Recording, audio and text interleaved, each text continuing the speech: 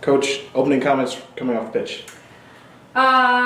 Disappointed. We didn't show up to play today. Halftime, I mean, we talked about a few things, but bottom line was we didn't come out giving it 100%, and that was the difference. I told the girls if we would have come out at the beginning of the game like we did in the second half, it would have been a completely different game. Right away, obviously 3 minutes into the game, we had a breakdown. It was the one thing we talked about. We said they looked to play a long ball over to Travia running on, and that did happen. Obviously, we adjusted and we did figure out, I mean, we played more stopper sweeperish, so our center backs were never square. So we made a few adjustments right away, but overall, honestly, the biggest difference was our work rate.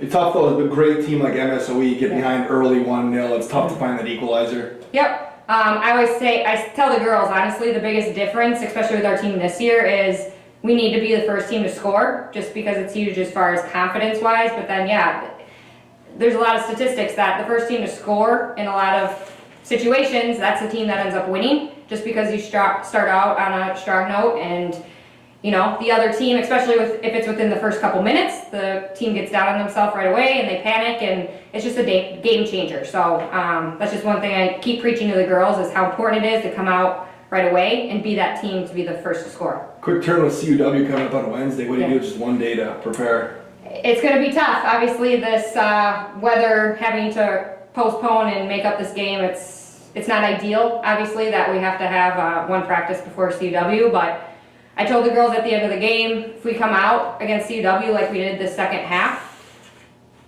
it's anyone's game, but we just have to want it more than them. What was your message that you said to your players at halftime to get that turnaround? Yeah, halftime, biggest thing was we weren't working as a unit. So we were sending balls up, we were expecting girls to chase down the ball and see what happens. We were reacting after things happened. So we have to react before they happen. So we play a long ball over, Alexis is running on. We have to be thinking before Alexis even gets to the ball, what's going to happen next. And we have to give her 2 options every time she gets to the ball. So it's more an effort thing. I mean, more checking to giving the person with the ball at least two places to go, 2 outlets, and then, again, it's a work rate thing and just working hard for each other. Seems like there was some chippiness out there, a couple of cards for both teams. Was this probably the most physical game you played this year, or close to it? I mean, second half it definitely was. I think we picked up the physicality and then they gave it right back to us. So it definitely was a physical game. As a coach, though, it's fun to see. Me personally, I think that's the way college soccer should be, and I just hope we can play more physical like that for our next 3 games.